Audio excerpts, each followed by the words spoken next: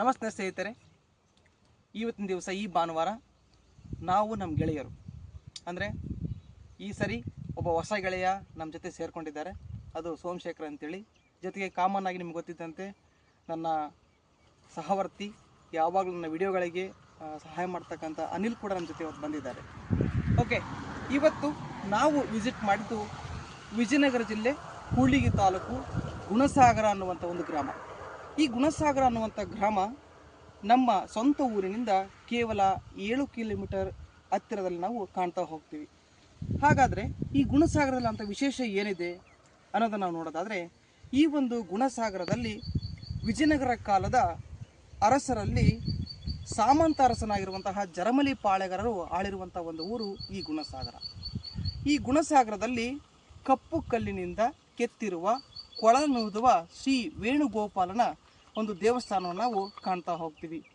ಈ ಗುಣಸಾಗರ ಅನ್ನುವಂಥ ಒಂದು ಊರು ಹೇಗೆ ಆ ಗುಣಸಾಗರ ಅಂತಕ್ಕಂಥ ಹೆಸರು ಬಂತು ಅನ್ನೋದಕ್ಕೆ ಒಂದು ಕತೆ ಇದೆ. ಆ ಪುರಾಣಗಳಲ್ಲಿ ಹೇಳಿರೋ ಪ್ರಕಾರವಾಗಿ ಮತಿವಂತಿ ಹಾಗೂ ಗುಣವಂತಿ ಎನ್ನುವಂಥ ಇಬ್ಬರು ಅಕ್ಕ ತಂಗಿಯರು 2 ಕೆರೆಗಳನ್ನು ಕಟ್ಟಿಸ್ತಾ ಹೋಗ್ತಾರೆ. ಆ ಒಂದು ಮತಿವಂತಿ ಗುಣವಂತಿ ಕಟ್ಟಿಸಿರುವಂಥ ಕೆರೆಗಳಲ್ಲಿ ಮತಿವಂತಿಯ ಕೆರೆ ಅದು ಏರಿ ಒಡೆದು ಹೋಗ್ತಿರ್ತದೆ. ಆ ಕಾರಣವಾಗಿ ಆ ಮತಿವಂತಿ ಕಟ್ಟಿಸಿರುವಂಥ ಕೆರೆ ಯಾರಿಗೂ ಉಪಯೋಗಕ್ಕೆ ಬರೋದಿಲ್ಲ. ಅದು ಹರಿದು ಹೋಗಿದ್ದಕ್ಕೆ ಹರಕ ಬಾವಿ ಹೋಗಿ ಇವತ್ತು ಹಾರಕ ಬಾವಿ ಅಂತಕ್ಕಂಥ ಒಂದು ವಿಷಯ ನಮಗೆಲ್ಲ ತಿಳಿದು ಬರ್ತಾ ಹೋಗುತ್ತೆ.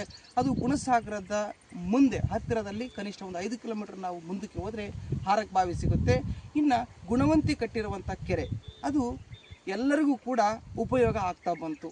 ಆ ಕೆರೆಯ ನೀರನ್ನು ದನಕರುಗಳು ಕುಡಿಲಿಕ್ಕೆ ಯೂಸ್ ಮಾಡಿದ್ರು. ಅದೇ ರೀತಿಯಾಗಿರ್ತಕ್ಕಂಥ ರೈತರು ತಮ್ಮ ಹೊಲಗಳಿಗೆ ನೀರನ್ನು ಹಾಯಿಸಲಿಕ್ಕೆ ಯೂಸ್ ಮಾಡ್ತಾ ಹೋಗ್ತಾರೆ. ಹಾಗಾಗಿ ಗುಣವಂತಿ ಕಟ್ಟಿರುವಂತಹ ಕೆರೆ ಗುಣಸಾಗರ ಅನ್ನುವಂಥ ಹೆಸರು ಇವತ್ತು ಬಂದಿದೆ. ಹಾಗೆ ಇದೇ ಒಂದು ಕಾಲದಲ್ಲಿ ಶ್ರೀ ವೇಣುಗೋಪಾಲ ಅನ್ನುವಂಥ ದೇವಸ್ಥಾನ ಏನು ಕಟ್ಟಿದ್ದಾರೆ ಇವತ್ತು, ಈ ಒಂದು ಗುಣಸಾಗರ ಅಂದಿನ ಕಾಲಕ್ಕೆ ಶಾನುಭೋಗರು ಅನ್ನುವಂತಹ ವ್ಯಕ್ತಿಗಳು ವಾಸ ಮಾಡುವಂತಹ ಒಂದು ಸ್ಥಳ ಆಗಿತ್ತು. ಇನ್ನು ಪಕ್ಕದಲ್ಲಿ ಅಗ್ರಹಾರ ಅನ್ನುವಂಥ ಒಂದು ಹಳ್ಳಿ ಸಿಗ್ತದೆ. ಅತಿ ಚಿಕ್ಕ ಹಳ್ಳಿ, ಕನಿಷ್ಠ 100ರಿಂದ 150 ಮನೆಗಳಿರ್ತಕ್ಕಂಥ ಒಂದು ಹಳ್ಳಿ. ಈ ಅಗ್ರಹಾರದಲ್ಲಿ ಆಗಿನ ಕಾಲದಲ್ಲಿ ಶಿಕ್ಷಣವನ್ನು ಬೋಧಿಸುವಂತಹ ಶಿಕ್ಷಕರು ಹಾಗೂ ಬ್ರಾಹ್ಮಣರು ವಾಸ ಮಾಡ್ತಕ್ಕಂಥ ಒಂದು ಹಳ್ಳಿ ಆಗಿತ್ತೆಂದು ನಮಗಿಲ್ಲಿ ತಿಳಿದು ಬರ್ತಾ ಹೋಗುತ್ತೆ. ಹಾಗೆ ಈ ಶಾನುಭೋಗರ ಕೆಲಸ ಆವತ್ತಿನ ಕಾಲದಲ್ಲಿ ಲೆಕ್ಕಾಚಾರವನ್ನು ಮಾಡಿಕೊಂಡು ರಾಜರಿಗೆ ಲೆಕ್ಕವನ್ನು ಕೊಡ್ತಾ ಇದ್ರು ಅನ್ನುವಂಥ ಇತಿಹಾಸ ನಮಗಿಲ್ಲಿ ತಿಳಿದು ಬರ್ತಾ ಹೋಗುತ್ತೆ. ಇದು ಇವತ್ತಿನ ನಾವು ಭೇಟಿ ಕೊಟ್ಟಿರುವಂತಹ ಶ್ರೀ ವೇಣುಗೋಪಾಲ ದೇವಸ್ಥಾನ ಇರುವಂತಹ ಗುಣಸಾಗರ ಮತ್ತು ಅಕ್ಕಪಕ್ಕದಲ್ಲಿರ್ತಕ್ಕಂಥ ಇನ್ನು ಅಗ್ರಹಾರ ದೇವಸ್ಥಾನಕ್ಕೆ ಅಗ್ರಹಾರ ಹಳ್ಳಿಗೆ ಹೋಗಬೇಕಾದ್ರೆ ಈ ದೇವಸ್ಥಾನ ನೋಡಿಕೊಂಡು ಅಲ್ಲಿ ಪಕ್ಕದಲ್ಲಿ ಒಂದು ಗುಡ್ಡ ಇದೆ. ಆ ಗುಡ್ಡದಲ್ಲಿ ಒಂದು ಪಾಳು ಬಿದ್ದ ದೇವಸ್ಥಾನ ಇದೆ. ಆ ಪಾಳು ಬಿದ್ದ ದೇವಸ್ಥಾನವೇ ಮಟ್ಟಿ ಬಸವೇಶ್ವರ ದೇವಸ್ಥಾನ. ಗುಣಸಾಗರದ ವೇಣುಗೋಪಾಲ ದೇವಸ್ಥಾನ ಹಾಗೂ ಈ ಒಂದು ಮಟ್ಟಿ ಬಸವೇಶ್ವರ ದೇವಸ್ಥಾನ ಎರಡೂ ಕೂಡ ಏಕಕಾಲಕ್ಕೆ ನಿರ್ಮಾಣ ಆಗಿದ್ವು ಅನ್ನೋದು ನಮಗಿಲ್ಲಿ ತಿಳಿದು ಬರ್ತಾ ಹೋಗುತ್ತೆ.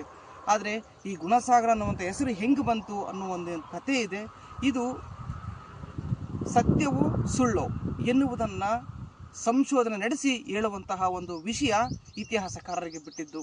ಇದು ಇವತ್ತು ನಾವು ಭೇಟಿ ಮಾಡಿಕೊಟ್ಟಿರ್ತಕ್ಕಂತಹ ಗುಣಸಾಗರ ವೇಣುಗೋಪಾಲ ದೇವಸ್ಥಾನ ಇರುವಂತಹ ಒಂದು ಊರಿನ ಇತಿಹಾಸ. ಧನ್ಯವಾದಗಳು.